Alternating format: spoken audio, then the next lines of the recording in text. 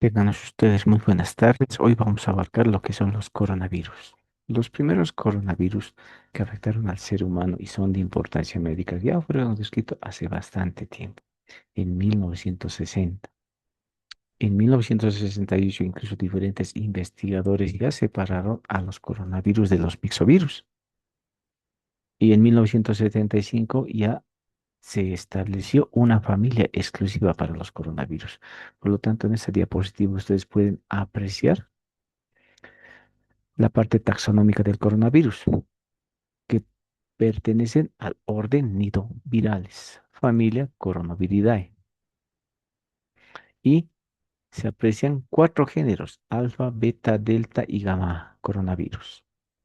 Pero debemos recordar que el 2009 recién se han descubierto tres géneros de coronavirus.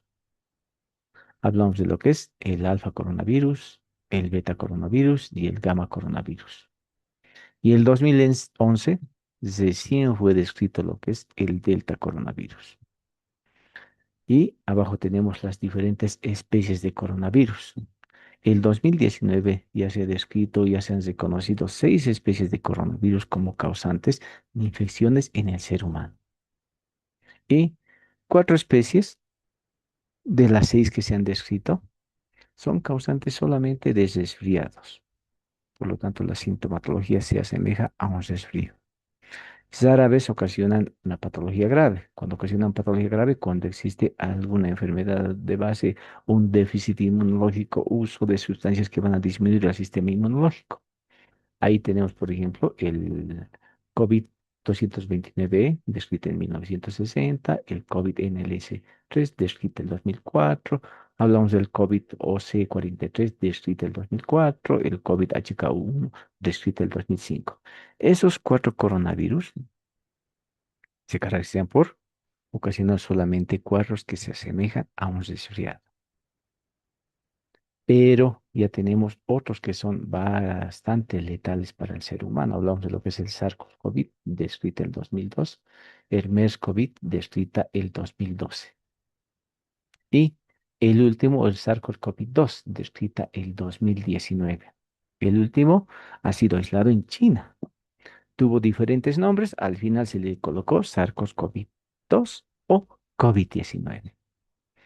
Y este último coronavirus ya ha sido declarado como pandemia por la Organización Mundial de la Salud en marzo del 2020. ¿Por qué? Hasta esa fecha ya se tenían una gran cantidad de personas infectadas, alrededor de 970.000 casos en todo el mundo. Y se ha visto que tenía una alta tasa de mortalidad que llegaba al 5,2%. Dentro de la estructura antigénica, este coronavirus, vamos a hablar específicamente del COVID-19, debemos recordar que el material genético de este microorganismo es de tipo RNA y se caracteriza porque dentro de su composición presenta cuatro proteínas estructurales, como están en esta diapositiva, la proteína E, la proteína S, la proteína M y la proteína N. Y de esas cuatro proteínas estructurales debemos recordar la proteína S, porque gracias a esa proteína S, este microorganismo es capaz de invadir a la célula hospedera y gracias a esa proteína S nosotros elaboramos las diferentes vacunas que tenemos hasta el momento. Y algo que debemos recordar de este virus es que este virus se encuentra en murciélagos, por lo tanto los murciélagos son los reservorios de este virus. Se cree que existe un hospedador intermediario, pero hasta el momento no ha sido descrito. ¿Cuál es la fuente de infección para el coronavirus? Es el ser humano o persona infectada. Y hace un momento les dije que la proteína S es importante. ¿Por qué? Porque esta proteína es la que se va a unir a receptores específicos, los receptores de la enzima convertidora de angiotensina 2. Y esta proteína S está conformada por dos dominios. Uno que le permite unirse a estos receptores y el otro que le permite introducirse a la célula receptora. Por eso esa proteína es bastante importante. Una vez que ingresa el virus, sigue el ciclo similar a los diferentes virus del tipo RNA. Por eso es que quiero que recuerden esta proteína S por esas características. Si hablamos de la parte fisiopatológica, borraremos esta parte para no confundirnos. En la parte fisiopatológica, este virus es capaz de afectar diferentes estructuras, tanto lo que es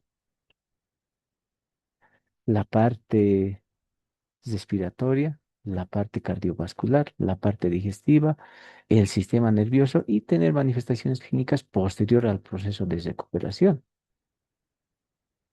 Por ejemplo, afecta lo que es el sistema renina-angiotensina y de ahí nosotros explicamos la parte fisiopatológica ocasionada por este microorganismo.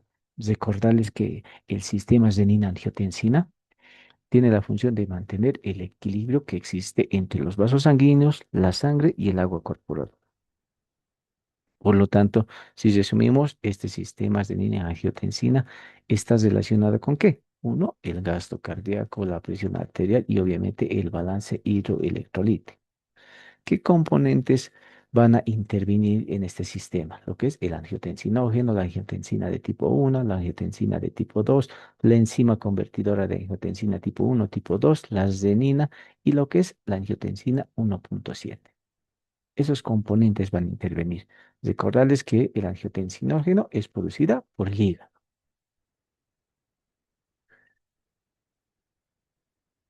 ¿Cómo funciona este sistema?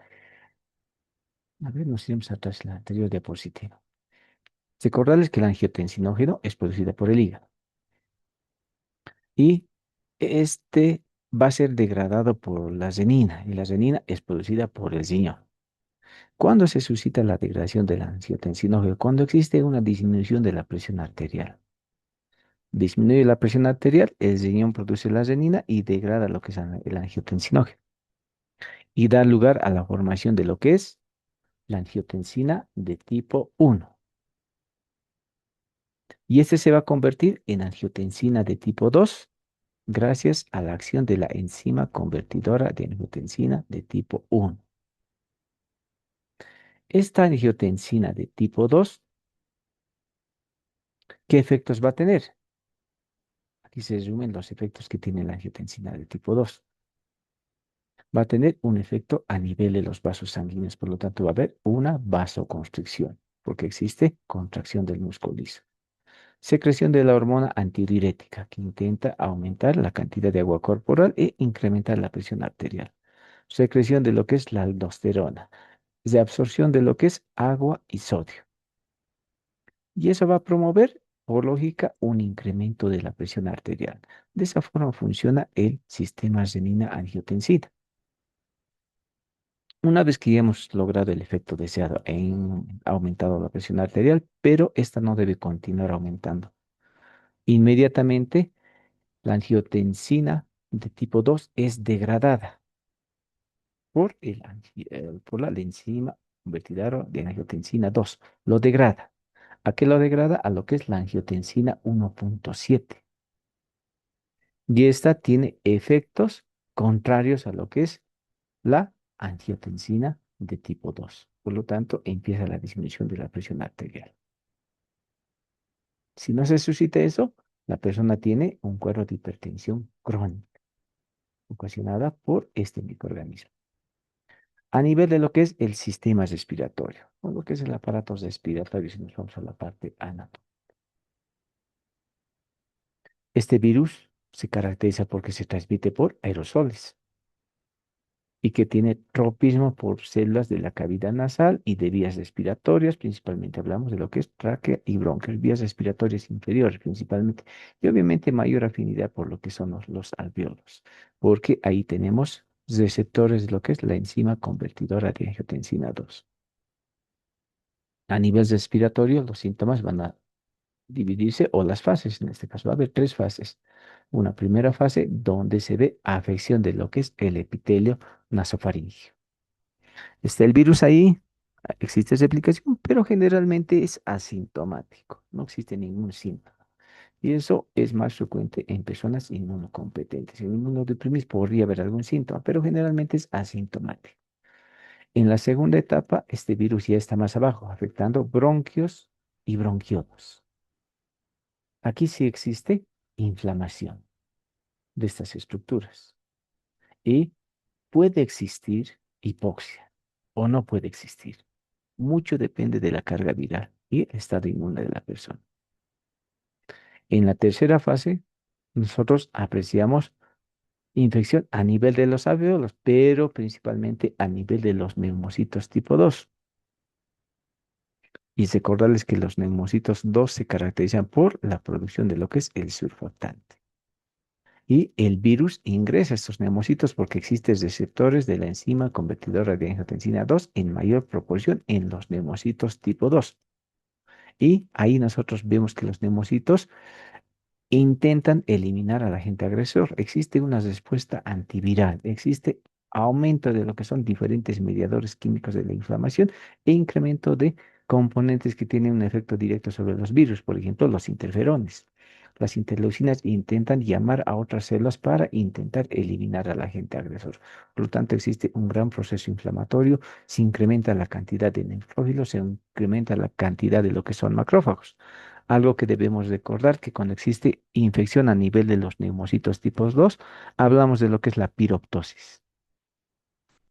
Y la piroptosis no es nada más que una muerte celular programada cuando esta célula ha sido infectada por una bacteria o un virus. Y obviamente esta muerte celular programada, ¿qué es lo que va a hacer? Liberar nuevamente sustancias químicas, mediadores químicos de la inflamación, y eso va a promover un mayor daño, principalmente lesionando a los neumocitos tipo 1. Y eso va a afectar lo que es la hematosis a nivel pulmonar. Y algo que los textos describen y los artículos es la presencia de la tormenta de citoquinas. Como existe gran destrucción de neumocitos tipo 1, tipo 2, existe piroptosis, se incrementan gran cantidad de mediadores químicos de la inflamación porque existe exudado, células muertas, existe virus, existe otros mecanismos de defensa que intentan evita la proliferación de este microorganismo. Y nosotros vemos hipercoagulabilidad, alteración en la microvasculatura. Incluso las lesiones se pueden ver en otras áreas, otras regiones. Puede haber una coagulación intravascular diseminada y finalmente un fallo multiorgánico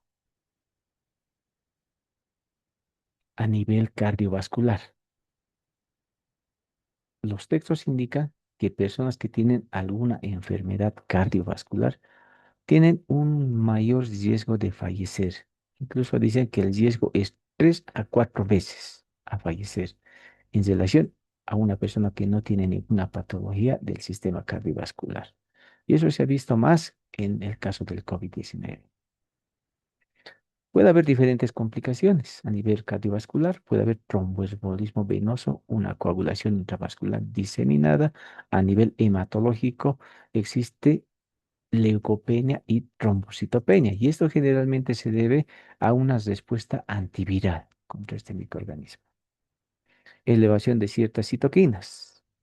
Principalmente se eleva lo que es la interleucina de tipo 6, 2 y 7 y algunos antivirales como el interferón gamma.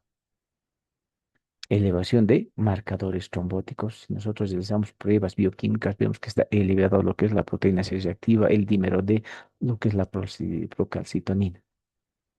Y todo esto se traduce en una hipertensión crónica. No se ha visto que existe un daño directo sobre el corazón, no se ha descrito hasta el momento, pero sí existe daño en el sistema vascular. Ahí nosotros vemos inflamación del endotelio y la presencia de microtrombos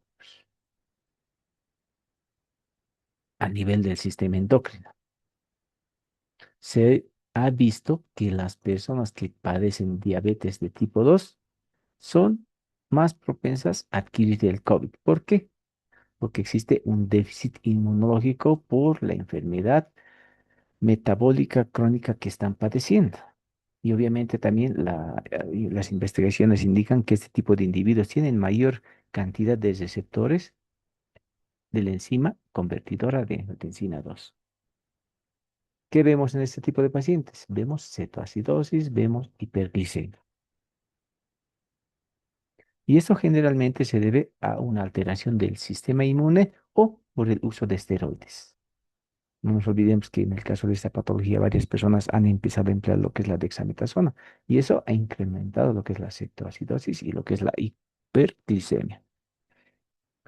También se ha visto que se ha incrementado el caso de personas que tienen diabetes tipo 1 y eso se debe a que posiblemente exista un daño de las células beta, pero las personas que tienen COVID-19 han incrementado a un 40% la posibilidad de desarrollar diabetes tipo 1. Se ha visto que tienen insulinitis y lisis de células beta. Personas que tienen COVID, se ha visto eso y posiblemente esa sea la causa de lo que es la diabetes tipo 1 en ese tipo de individuos. Otras glándulas dañadas por este virus de manera indirecta es la tiroides, ocasionando los cuadros de hipotiroidismo, la paratiroides, la glándula suprarrenal. Pero el efecto no es directo sobre estos órganos, sino el efecto es por los trombos que se han formado, no por el efecto directo de los virus sobre estas estructuras anatómicas.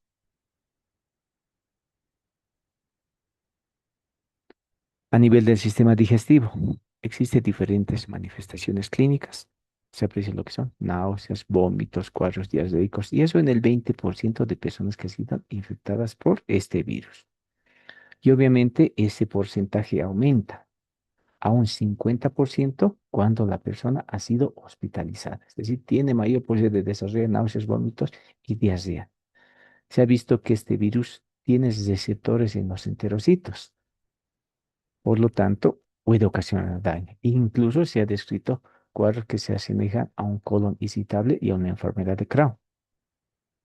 Y lesiones en glándulas anexas al tracto digestivo. Hablamos de lo que es el páncreas exócrino. Y se ha visto que se ha incrementado lo que es la amilasa sérica e incluso la lipasa sérica. Esas serían las manifestaciones clínicas a nivel de lo que es el sistema o aparato digestivo. A nivel del sistema nervioso, el 30% de las personas que padecen el COVID han presentado o presentan dolor de cabeza. Rara vez se ha visto infartos cerebrales. Y estas manifestaciones clínicas, la cefalea o la presencia de infartos cerebrales, se debe a la inflamación crónica, a eventos trombóticos y no a una infección directa, ya que no se ha apreciado que el virus atraviese lo que es la barrera hematoencefálica. Otras manifestaciones pueden ser pérdida del sentido del gusto o alteración en la percepción de los diferentes sabores o la sequedad de la boca.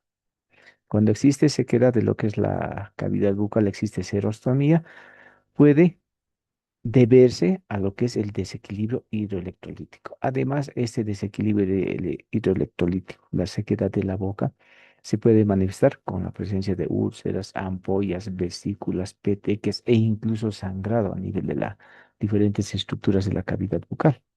Y obviamente existe alteración en lo que es la flora microbiana normal que se aprecia a nivel de la cavidad bucal. No solamente por la sequedad, sino es porque existe alteración de otros componentes que defienden o evitan la proliferación de microorganismos no patógenos y patógenos. Aquí estamos hablando de lo que es la lisozima, la mucina y otros componentes.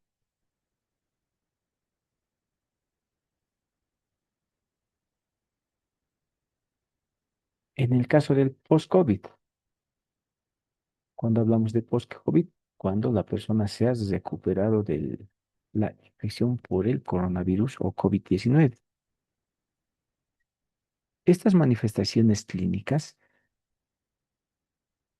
se pueden deber a diferentes factores. Uno, el daño orgánico que ha sido establecido por los diferentes eventos trombóticos que se han suscitado en los diferentes órganos. Puede haber manifestaciones psiquiátricas, neurológicas o del aparato cardiorrespiratorio. O también puede deberse a la hospitalización. El largo periodo que han sido hospitalizados ha llevado a lesión de diferentes estructuras anatómicas o descompensación de enfermedades crónicas, como en el caso de la diabetes, o en algunos casos el inicio de un nuevo cuadro de COVID. o la toxicidad de algunos fármacos. Algunos medicamentos que se han empleado eran bastante tóxicos, más el daño ocasionado por los diferentes eventos cardiovasculares, el daño ya es mayor a nivel hepático y a nivel renal. Por lo tanto, es importante recordar la toxicidad farmacológica. ¿Y qué vamos a ver en personas que han padecido el COVID y se han recuperado? Fatiga que se aprecia en un alto porcentaje. El 70% de los casos que han padecido el COVID presentan lo que es fatiga. Incluso llegan a un síndrome de fatiga crónica. Dificultad respiratoria. No pueden respirar de manera apropiada pese a que la oximetría está apropiada. Y la función pulmonar está normal. Presentan dificultad respiratoria. Alteraciones en la memoria. Disminución en la concentración, alteraciones en el gusto, alteraciones a nivel del sueño. Otras alteraciones que no son muy frecuentes pueden ser pérdida de cabello, dolor articular, incluso dolor muscular y aumento de la frecuencia cardíaca. Todas estas manifestaciones clínicas, los artículos indican que se han apreciado luego de 12 a 14 semanas de haberse recuperado del COVID. ¿Cómo hacemos el diagnóstico? Siempre es clínico y epidemiológico en lo que es la parte de infecciones. El diagnóstico lo confirmamos con el laboratorio. Utilizamos el PCR en tiempo real, que es bastante efectivo, ya que podemos emplear diferentes tipos de muestras de nasales, muestras de las vías respiratorias del lavado broncoalveolar, muestra del tracto digestivo, un hisopado rectal y otro tipo de muestras. Podemos realizar la detección de inmunoglobulinas, utilizar ELISA, detección de lo que es IgM, IgG y también IgA. Pruebas imaginológicas, radiografía, tomografía, ecografía, en donde existen síntomas típicos como la imagen en vidrio esmerilado. Diferentes pruebas bioquímicas y hematológicas. El hemograma nos ayuda bastante a ver cómo está progresando la infección en los individuos que están padeciendo el COVID-19. Pruebas bioquímicas también nos ayudan a ver el curso que se está siguiendo esta patología. Hablamos de lo que son las pruebas de función renal, pruebas de función hepática y otro tipo de pruebas que nos ayudan bastante al diagnóstico y el seguimiento de lo que es la enfermedad del COVID-19. ¿Cómo prevenimos la enfermedad? Obviamente mediante vacunas. Las vacunas tardan bastante tiempo en desarrollarse, pero la Organización Mundial de la Salud, el 2021, ya ha indicado que existe varias vacunas que están en estudio clínico y otras que están en desarrollo o en etapas preclínicas. El 2001 ya ha visto que 6 vacunas podrían ser aplicadas al ser humano. Hablamos de las empresas Pfizer, Oxford, Johnson, Moderna, Sinopharm y Sinovac con sus respectivas vacunas. Para el desarrollo de las vacunas se requieren los siguientes pasos.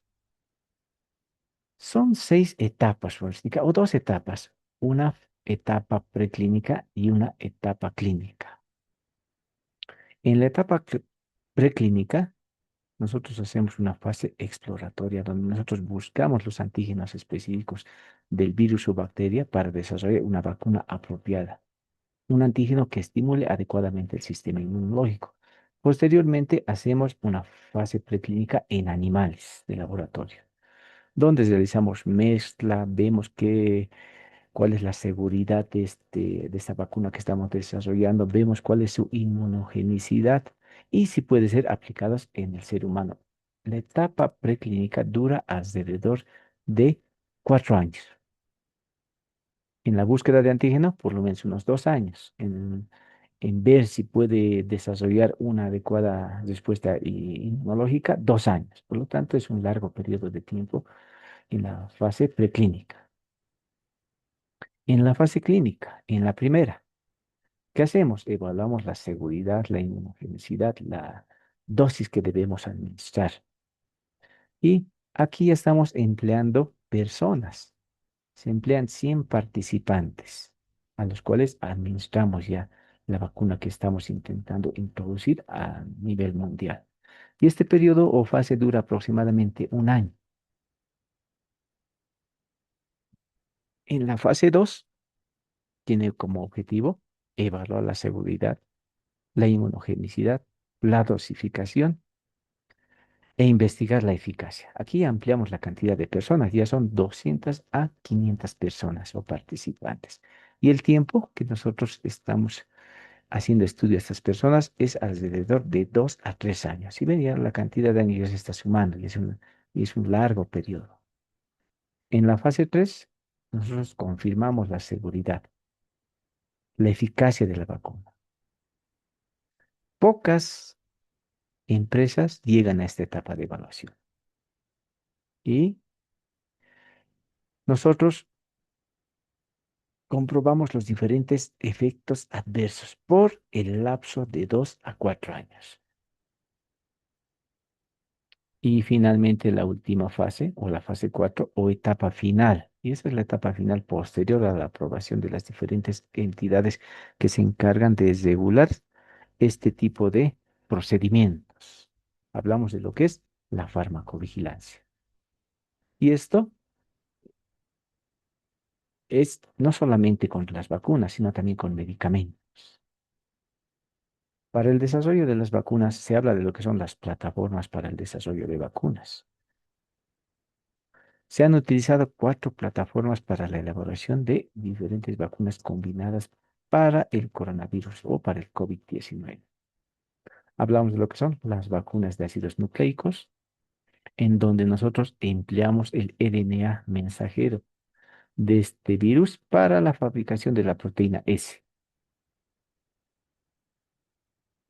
Luego tenemos las vacunas basadas en vectores virales. Aquí se emplea células propias del hospedador para que produzcan los diferentes antígenos, o en este caso el antígeno S. Y aquí tenemos dos tipos, los vectores replicantes o vacunas con vectores replicantes, pero no replicantes, vectores no replicantes. Aquí, ¿qué se suscita? Solamente se producen los antígenos específicos contra la vacuna. Por lo tanto, no existe replicación viral con vectores replicantes, en donde se generan nuevas partículas virales en el hospedador e infectan a nuevas células.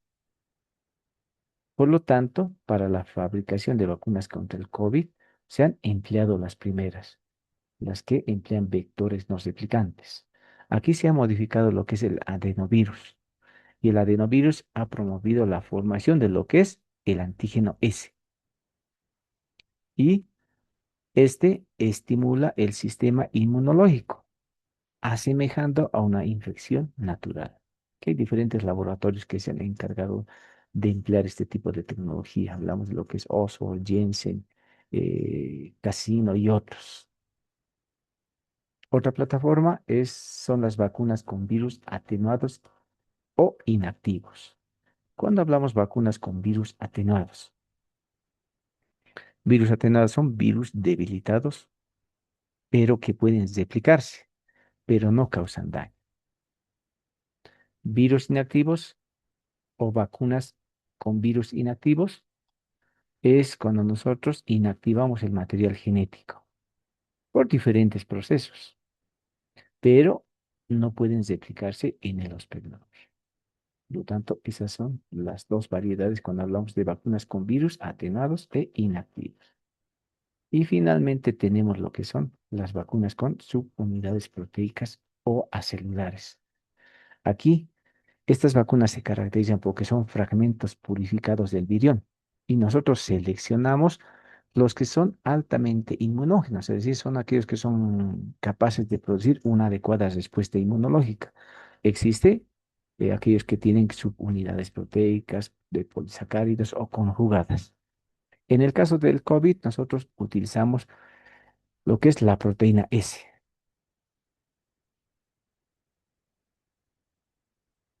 Y finalmente concluimos con lo que es el tratamiento de lo que es el COVID-19, para lo cual lo vamos a dividir en medidas generales, tratamiento sintomático, terapia antiviral y terapia no recomendable que se ha empleado bastante. Dentro de las medidas generales, nosotros Inicialmente debemos reconocer los diferentes factores de riesgo, como enfermedades metabólicas o alguna enfermedad de base, algún defecto cardiovascular o problema cardiovascular. Debemos realizar el monitoreo de las personas que tienen este padecimiento, el aislamiento de estas personas, hidratación si es necesario y el control de comorbilidades. Es decir, si tiene alguna cardiopatía, nosotros tenemos que controlar lo que es la parte cardiovascular. Si tiene una enfermedad metabólica, controlar esas enfermedades metabólicas. Esas son las medidas generales. El tratamiento sintomático. Mucho va a depender de la gravedad del caso. Podemos utilizar antipiréticos, analgésicos, antihistamínicos, antiméticos, dependiendo de la sintomatología que presente el paciente. Terapia antiviral. Actualmente ya tenemos varios antivirales que tienen efecto contra el COVID. Existen aquellos que se administran por vía oral, por vía intravenosa. Por vía oral tenemos lo que es el nirmatrelvir, el zitonavir. Por vía intravenosa, el gemcitabine. Por lo tanto, tenemos ya un stock, podríamos indicar, de antivirales que podemos emplear contra el COVID. Terapia no recomendada, pero que se ha empleado bastante. Hablamos de lo que es la citromicina, lo que es el hidróxido de cloroquina, lo que es la colchicina, lo que es la fluvomoxina. Hablamos de diferentes suplementos como la vitamina C, la vitamina D, el zinc, la nitazoxamida. Hablamos de lo que es la ivermectina. Si ustedes recuerdan, incluso cuando estábamos en la pandemia, se empleaba lo que era la citromicina. Indicaban que tenía un efecto antiviral y se ha empezado a emplear de manera indiscriminada, pero si nos vamos a la parte farmacológica, no tiene un efecto antiviral directo comprobado. Los suplementos, principalmente vitamina C, el zinc, eran encargados de estimular el sistema inmunológico, cosa de que no exista deficiencia. La ivermectina, que varios han indicado que tiene un efecto antiviral, pero no ha sido completamente demostrado. Por lo tanto, está dentro de lo que es la terapia no recomendada. Eso en relación a lo que es el coronavirus, específicamente lo que es el COVID-19.